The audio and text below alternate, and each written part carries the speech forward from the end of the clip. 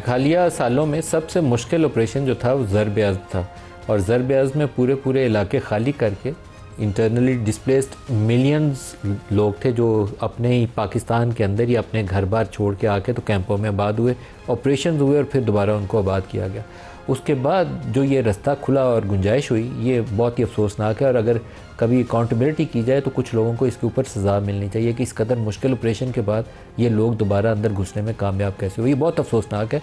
हम कभी तो मैं एक दफ़ा पहले भी बोला था कि दाएं मुँह करके कहते हैं अल्लाह अकबर, फिर चंद साल के बाद बाएं मुँह करके कहते हैं अल्लाह अकबर। तो किबला एक ही है, किबला का रुख नहीं बदलता है, लेकिन हमारी नाक़िस सोच है जो पाकिस्तान को नुकसान पहुँचाती है। DGISPR का एक स्टेटमेंट है KP में मिलिट्री ऑपरेशंस के हवाले से, सुन लें फिर आगे सवाल जवाब करते हैं। आप क्या कहना चाह रहे हैं कि क्या ऐसी क़यादत लाई जा रही है जो कि रियासत के खिलाफ? ऐसे नहीं हो सकता मेरे भाई। सूबाई हुकूमत मुझे बर्दाश्त नहीं जो कि ऑपरेशन के खिलाफ खड़ी ना हो। कौन है जो ये कह रहा है कि इनके खिलाफ ऑपरेशन नहीं करने चाहिए? कहां से आवाज आ रही है? ऑपरेशन हल नहीं, ऑपरेशन ना करें, बातचीत कर लें। हु इज दैट पर्सन जो कि इस पूरी कार्रवाई को चला रहा है कि बातचीत कर लें, ऑपरेशन बंद करें? जो ये कह रहा है कि मैं उस हुकूमत को अपनी उस सूबाई हुकूमत मुझे बर्दाश्त नहीं जो कि ऑपरेशन के खिलाफ खड़ी ना हो। हमारे लिए तमाम सियासी पार्टियां, तमाम सियासी रहनुमा काबिल एहतराम है, मगर अगर कोई ये समझता है कि उसकी सियासत इस मुल्क की रियासत से बड़ी है, ये हमें कबूल नहीं है। सियासत तो किसी की भी रियासत से बड़ी नहीं हो सकती। कोई भी शख्स किसी भी ओहदे पर मौजूद हो, अगर पाकिस्तान के मफाद के ख़िलाफ़ काम करता है तो वो पाकिस्तान का दोस्त नहीं है। खालिद चिश्ती साहब, एक बहुत बड़ा चैलेंज है हमारे सामने। अभी आपने सुहेल अफरीदी साहब का भी बयान सुन लिया, आप DGISPR का भी आपने बयान सुन लिया। We are facing a real challenge in KP right now कि हमने कैसे आगे बढ़ना है, तरीक़ाकार क्या होगा, पॉलिटिकल फोर्सेस और इदारे आपस में टकरा रहे होंगे या एक हमारी यूनिटी के साथ आगे बढ़ने का कोई रास्ता होगा? आपका तज्ज़िया क्या? मलिक साहब, मेरा ख्याल है हमें एक कंसिस्टेंसी लाने की ज़रूरत है अपनी स्ट्रैटेजी में। अगर आप पिछले 30-40 सालों में देखें तो ये वेरिएबल रही है। हमारी नामुसल्लह अफवाज खुदा न खास्ता इतनी कमज़ोर थी कि कोई पॉलिसी फॉलो ना कर सके, ना कोई पॉलिटिकल गवर्नमेंट ऐसी एंटी स्टेट हो गई होगी कि ऐसा हो गया होगा। लेकिन हम कलेक्टिवली डिफ़ॉल्ट करते रहे हैं ऑन द राइट फुट जो हमें चाहिए, स्ट्रैटेजी चाहिए होती है। कभी शायद हम ये कहते हैं कि तालिबान अच्छे हैं, हम इंगेज कर लेते हैं, और ये वही तालिबान है। एक इंडिया का देखें, जितनी हुकूमतें चेंज हुई हैं, लेकिन एक कंसिस्टेंसी उनमें ये नज़र आती है कि उन्होंने पाकिस्तान के ख़िलाफ़ उसको फंड करना है, ना वो कभी पीछे हटते हैं। सिर्फ 2001 से लेकर 2021 तक हिंदुस्तान ने फॉर्मली, जो ऑफिशियली डिक्लेयर्ड वो उनका डाटा है, वो 3 बिलियन की इन्वेस्टमेंट की है 20-21 सालों में, 2001 तक। तो ये मैं कहना चाह रहा हूँ कि कितनी $3 बिलियन साल में आई हिंदुस्तान जी, $3 बिलियन जी। और ये इंफ्रास्ट्रक्चर है, वो डेवलपमेंट है। वो इसलिए तो नहीं कि वो अफगानों को हमसे ज़्यादा मोहब्बत करते हैं, वो अपनी एक नेशनल स्ट्रैटेजी को टो करते हैं। वो एक नेशनल एम एंड ऑब्जेक्टिव पे बारे में क्लैरिटी रखते हैं कि हमने वहाँ एक ऐसी हुकूमत प्रो इंडिया रखनी है इंस्टॉल, जो पाकिस्तान को एक वेस्टर्न बॉर्डर से एक प्रेशर देती रहे। हमने थ्रू आउट तैयारी करते हैं इंडिया स्पेसिफिक। और जाहिर है जब भी आप करेंगे, हमारी ना इकोनॉमिकल सिचुएशन इतनी अच्छी है कि हम 2 प्रॉन्ग सस्टेन्ड जंग लड़ सकें।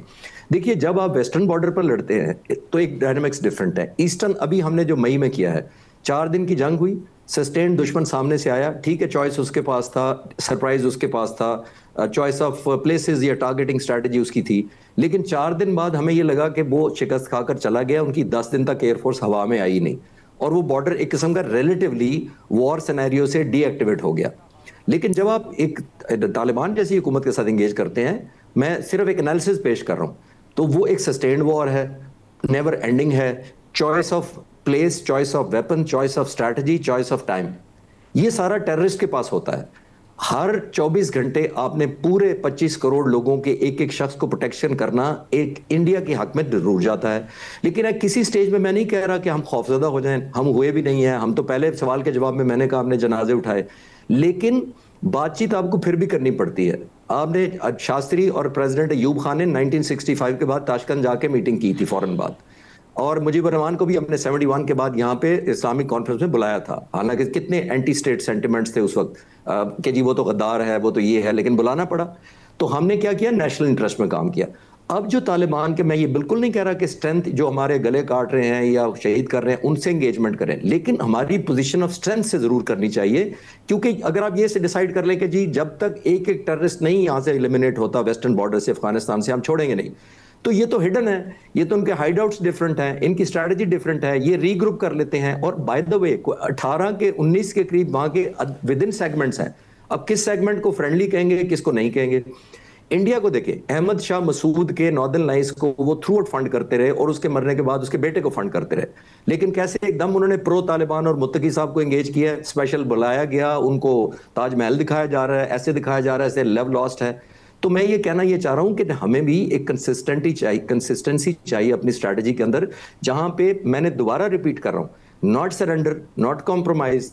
शहीदों का लहू हमें उतना ही प्यारा है जितना किसी एक पाकिस्तानी को प्यारा है। शाह खावर साहब भी हमें ज्वाइन कर रहे हैं। शाह खावर साहब, आपका बहुत शुक्रिया। ये फरमाइएगा कि इस वक्त केपी के अंदर ये जो चीफ मिनिस्टर का इलेक्शन है उसके ऊपर सवालिया निशान है। क्या अली अमीन गंडापुर के इस्तीफ़ा गवर्नर के कबूल करने से पहले अगर नए चीफ मिनिस्टर का इलेक्शन हो जाता है तो क्या ये दुरुस्त इंतखाब है, या इसके ऊपर कुछ ऐसी कंट्रोवर्सी है जिसके ऊपर अदालत को भी राय देनी है? देखिए नदीम मलिक साहब, मैं ज़ाती तौर पे समझता हूँ कि कोई भी सूबे का चीफ एग्जीक्यूटिव है, वो चीफ मिनिस्टर है, वो आइन में बिल्कुल प्रोवाइडेड है कि वो किसी भी वक्त गवर्नर को एड्रेस करके अपने दस्तखत से इस्तीफा दे सकता है अपने ओहदे से। और ऐसी सूरत में फिर ये होता है कि जो गवर्नर है, वैसे क्योंकि इसमें कोई टाइम फ्रेम मुकर्रर नहीं है कि कितनी देर में उन्होंने इस्तीफा जो है वो उसको एक्सेप्ट करना है या उसको नोटिफाई करना है, लेकिन एक चीज जरूर है कि जैसे ही कोई चीफ मिनिस्टर या प्राइम मिनिस्टर अपने ओहदे से दस्तबरदार हो के इस्तीफा दे दे तो समझा यही जाता है कि वो इस्तीफा कबूल हो गया है, और उसको कबूल करने में भी कोई ज्यादा ताखीर नहीं करनी चाहिए। तो अब ये एक कैओस वहां पे क्रिएट हो गया। लेकिन उसके दूसरी तरफ जो इस वक्त जो शाह खावर साहब, इसके ऊपर कोई सुप्रीम कोर्ट की जजमेंट भी आई थिंक है कि अगर कोई या आला ओहदे के ऊपर चीफ मिनिस्टर या प्राइम मिनिस्टर इस्तीफा दे देता है तो उसका इस्तीफा जो है वो कंसिडर यही होगा कि जैसे मौसर हो गया देने के साथ ही। बिल्कुल ऐसा ही है, क्योंकि उसकी वजह यह है कि जब chief executive of the country हो या सूबे का हो, ये तो जरूर है कि प्रेसिडेंट या गवर्नर के पास ये इख्तियार है कि कोई कानून उनके सामने असेंट के लिए पेश किया जाए तो उसमें उनके पास कोई गुंजाइश मौजूद है कि उसको वो कुछ देर रख सकते हैं या रिकंसिडरेशन के लिए वो जो है वो वापस भेज सकते हैं। लेकिन यहाँ पे ऐसी सूरत नहीं है, क्योंकि चीफ मिनिस्टर ने इस्तीफा दे दिया। और मैं समझता हूँ कि जो आज वहाँ पे एक नए लीडर ऑफ द हाउस का इंतखाब हुआ है, वो मुझे तो प्राइमा फेसाए ठीक लग रहा है। और अगर गवर्नर का ये मौकफ है कि उनके पास चूंकि 2 इस्तीफे आए हुए हैं और उन्होंने उसकी वेरिफिकेशन जो है वो अली अमीन साहब से लेनी है, तो मेरा नहीं ख्याल कि कोई उसमें सच कोई इतना वजन है। एक पॉलिटिकल वक्ती तौर पे एक अनसर्टेनिटी तो इससे जरूर हो सकती है, लेकिन अभी सॉरी गुंजाइश कम है गवर्नर के पास भी और हाई कोर्ट के पास भी, क्योंकि इसके ऊपर जो माजी की एविडेंस नहीं है। उसकी वजह यह है कि जब गवर्नर नहीं लेंगे, एडमिनिस्ट्रेट करेंगे ओथ नए चीफ मिनिस्टर का, तो फिर वो chief justice of the province जो है वो किसी को भी कह सकते हैं, जैसे पहले ही ऐसा हुआ भी है। तो इसलिए मेरा ख्याल है कि इसको इतना मसला नहीं बनाना चाहिए कि ये जिससे एक ऐसी अनसर्टेनिटी क्रिएट हो जाए। राइट और बैड वटएवर वो जो भी है, एक हाउस को ये इख्तियार हासिल है कि वो अपना एक नया चीफ एग्जीक्यूटिव जो है वो जमहूरी तरीके से इलेक्ट करे, और वो जो है उसको बगैर किसी ताखीर के उससे हलफ ले लेना चाहिए। शाह खावर साहब, बहुत शुक्रिया, आपने हमें ज्वाइन किया। बेस्टर बनेगा केपी में, क्या पेशावर हाई कोर्ट से लगता है आपको कि रिलीफ मिल जाएगा, या वहाँ से कुछ ऐसा फैसला हो सकता है जिससे चैलेंज आ जाए चीफ मिनिस्टर के इंतखाब को? नहीं, देखिए शाह खावर साहब ने लीगल पोजीशन बता दी। आर्टिकल 130(8) की मंशा ये है। देखें, चीफ मिनिस्टर कोई सबॉर्डिनेट नहीं है गवर्नर का कि उसने कोई उसको एक्सप्लेनेशन देनी है, उसके सामने पेश होना है। मतलब इस्तीफ़ा सिंपली भेजना है। उसने अपनी पोजीशन छोड़ दी और अलल ऐलान छोड़ी, दूसरा भी इस्तीफ़ा दे दिया, दूसरे इस्तीफ़ा भी वही मतन है, कोई इसमें उस तरह की कन्फ्यूजन नहीं है। तो ये तो चीज़ें क्लियर हैं। बाकी देखें, पास्ट में भी होता रहा है। देखें, हमारे दौर में उमर सरफराज जिस वक्त गवर्नर थे, एक इशू बना ओथ ना लेने का, कंट्रोवर्सी लाहौर हाई कोर्ट में गई थी। तो लाहौर हाई कोर्ट ने पहले जो है ना चेयरमैन सेनेट का कहा, वो अवेलेबल नहीं थे। तो फिर आपको खुद याद होगा कि राजा परवेज़ अशरफ साहब ने हमजा शहबाज को ओथ एडमिनिस्टर किया था। तो ये इतनी कोई बड़ी कंट्रोवर्सी नहीं है। आबिद शेर अली साहब, मामला सॉर्ट आउट हो जाएगा, या आपकी अपोजिशन पार्टी जो है, अभी मीटिंग भी हुई है मौलाना फजल रहमान जिसमें नून लीग के भी सीनियर लीडरशिप मौजूद थी, कुछ ऐसा चैलेंज देना चाहेंगे केपी के नए चीफ मिनिस्टर को? मलिक साहब, मैं एक पॉलिटिकल वर्कर हूँ और मैं पॉलिटिकली बात करूँगा।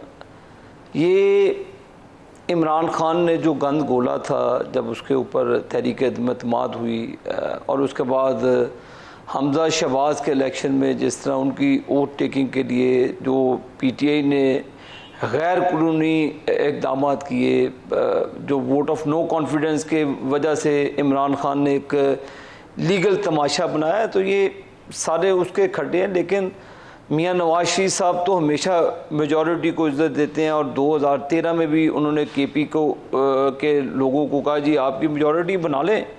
तो ये मेरा कंसर्न नहीं है, मेरा कंसर्न सूबे की अमनो आमा के साथ है। मेरा कंसर्न जो सूबे का नया चीफ एग्जेक्टिव आने वाला है उसके बिहेवियर के साथ है। मेरा कंसर्न जो वहाँ पे दहशत गर्दी होती है, जहाँ पे मेरे वहाँ पे नौजवान, मेरे फौज के जवान शहीद होते हैं, मेरा कंसर्न वो है। मेरा कंसर्न सूबे की तरक्की है, मेरा कंसर्न वहाँ पे लॉ एंड ऑर्डर की सिचुएशन है। ये माइनर इशू है, ये कि सेकेंडरी इशू है कि किसी ने ओथ लेना है, क्या कानून कहता है, ये मेरा कंसर्न नहीं है। ये पीटीआई ने, अगर उनकी मेजॉरिटी है, मेरी लीडरशिप ने हमेशा डेमोक्रेटिकली बिहेव किया। ये नहीं कि इमरान खान की हुकूमत में जो उन्होंने किया, मलिक साहब अभी क्या हो रहा है वहाँ के ऊपर, और ये भी अभी आपने टीएलपी का भी जिक्र किया, उसको आप बाईपास कर गए हैं। जिक्र करें उसका कि कहाँ थे वो 2 साल पहले जहाँ पर गजा के अंदर शहीद हो रहे थे लोग, वो बिल्कुल नहीं बोले। अब किसके ही वहाँ पे बोले, क्यों बोले? 150 अफराद को वहां पर उन्होंने जख्मी किया, गोलियां चला दी। ये कौन सी रियासत है? कभी केपीके के अंदर मामला हो जाते हैं, और जब पाकिस्तान टेक ऑफ करने की पोजीशन होती है, इस तरह के लछड़े आप लाकर मुल्क के अंदर अफरा तफरी फैला देते हैं। कभी केपीके के अंदर इंसर्जेंसी करा देते हैं, कभी उसके बाद आप पंजाब के अंदर आप अनसर्टेनिटी क्रिएट करा देते हैं। जो रियासत के ऊपर हमला हवर हो, जो ये जिसका तुक ही नहीं कोई बनता, कौन सा तुक बनता है मुझे बताएं कि आप पाकिस्तान के हालात खराब कर दें, आप लोगों के ऊपर गोलियां चला दें। आप क्या किसी ऐसी स्टोन एजेस में रहते हैं कि आपको कोई कानून गिरफ्त नहीं करेगा?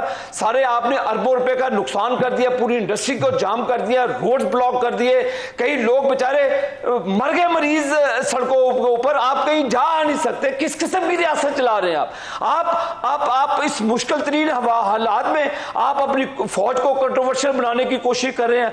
आप उनको कह रहे हैं गुड तालिबान, बैड तालिबान। यार कौन से गुड और बैड तालिबान? क्या जब वो हमारे फौज के ऊपर हमला करते हैं वो गुड और बैड देखते हैं? वो ठाड़ करके बम मारते हैं और हमारी किसी और की जान नहीं जाती। जहां हमारे वहां पे सिक्योरिटी अफराद के लोग जाते हैं, जहां पुलिस के लोग मरते हैं, कोई किसी के ऊपर बम नहीं बचता। लिहाजा मलिक साहब इन गुफ्तगू से खुदा के लिए इन सबको निकालें, कौम की आंखें खोलें। क्या आप जब एहसन इकबाल पर गोलियां चलती हैं, पीटीआई वाले मुस्कुराते हैं और उस वक्त हमें कहते हैं कि उस ख्वाजा आसिफ पे स्याही फेंक दो, हमें कहते हैं जी काफिर है। आप कौन होते हैं हमें सर्टिफिकेट देने वाला? कि आप हमसे ज्यादा मुहिब क्या अल्लाह के नबी के चाहने वाले? हम आपसे ज्यादा अपनी नस्लों को कुर्बान करने वाले अल्लाह के नबी और उनकी जात के ऊपर कोई बात नहीं सुन सकता, क्योंकि आपकी आखिरी आपके नबी होने पर कोई भी तकरार पैदा करता है वो तो इस्लाम से खारिज हो जाता है। ये हमें इस्लाम का देंगे सर्टिफिकेट कि हम मुसलमान नहीं है? ये कितने मुसलमान है? ये लब्बैक लब्बैक या रसूलुल्लाह हमारे दिलों में भी भरा हुआ है, और ये उस नारे को लेकर आप रियासत के ऊपर चढ़ दौड़ते हैं, आप लोगों को जान से मार देते हैं। यार खुदा का खौफ कर ले, पाकिस्तान है, पाकिस्तान फिर फौज कहां पे लड़े आपकी? रियासत किस मुहाज पे लड़े आपकी? जो उसके फाइनेंसर है वो किस से फौज लड़ेगी भाई? आपकी अपनी फौज है, आपके अपने बेटे उस फौज के अंदर, पंजाब के बलोच हैं, सिंध के हैं, सरहद के हैं, कश्मीर के लोग हैं, आपके बेटे हैं। आप लोग उनको बलि का बकरा ना बनाएं। आपकी यूनिटी की जरूरत है, खुदा के लिए इस पॉलिटिकल लड़ाई से, गंदगी से निकलें, आप अपनी फौज को मजबूत करें, आप अपने बॉर्डर्स को मजबूत करें। ये नहीं है कि पुलिस रात को सो जाए और सारा सूबा तालिबान के हवाले कर दे और कहे जी आप जाके सिक्योरिटी फोर्सेस पे हमला करें। भाई ये ऐसे पाकिस्तान नहीं अब चलेगा। पाकिस्तान को मजबूत बनाएं। आप हमें कहते हैं उनसे डायलॉग करें, पहले आप तो अपने अंदर डायलॉग करें, आप अपने ज़मीर को जगा लें कि पाकिस्तान को लेकर किधर जाना है। आप कभी स्टेटमेंट देंगे? आपने कभी अपने फौज के जो नहत्ते जवान शहीद होते हैं, आपने कभी? 1 मिनट बाकी है। खालिद चिश्ती साहब से एक सवाल पूछना। खालिद साहब, जो इस वक्त शर्म शेख में मीटिंग है, 1 मिनट में आपने जवाब देना है। क्या बैतुल मक़दस का वो वजाहत करेंगे कि क्या फ़लस्तीनी रियासत का वो हिस्सा होगा या इसराइली कब्ज़े से उसको कब निजात मिलेगी? जी मलिक साहब, मेरा नहीं ख्याल कि वो इतनी कंट्रोवर्सी स्टेज पर, उनके पॉइंट ऑफ व्यू से कंट्रोवर्सी, मैं अपने पॉइंट ऑफ व्यू से नहीं कह रहा, आपके व्यू पे नहीं कह रहा, क्योंकि इसराइल को इस वक्त खुश करना है। वो अमेरिकन प्रेसिडेंट ने कहा है कि इसराइल का कामयाब हुआ है सारे का सारा। तो मेरा नहीं ख्याल, क्योंकि वो ऑलरेडी ऑलमोस्ट विल नेतन्याहू को लेकर आए हैं इस स्टेज पर। डिफरेंट टैक्टिक्स से वलीदा एक बात हो सकती है, क्या क्या टेक्निक्स ट्रंप ने यूज़ की हैं उनको। वो डोमेस्टिकली कॉर्नर हुए हैं, लीगली कॉर्नर हुए हैं, अपने डोमेस्टिक मुकदमों में हैं। 150 मुल्कों ने फ़लस्तीन को एक्सेप्ट कर लिया है। तो ये प्रेशर माउंट हुआ था। लेकिन मेरा नहीं ख्याल कि नेतन्याहू किसी और पोजीशन में प्रेशर ले सकेगा, क्योंकि वो कोई ना कोई फॉल्स फ्लैग ऑपरेशन करके पूरे अमन को सैबोटाज ना कर दे। मेरा ख्याल ये है कि ऐसी पोजीशन अभी नहीं बन सकेगी कि बैतुल मुक़द्दस का इतनी जल्दी फैसला हो सके।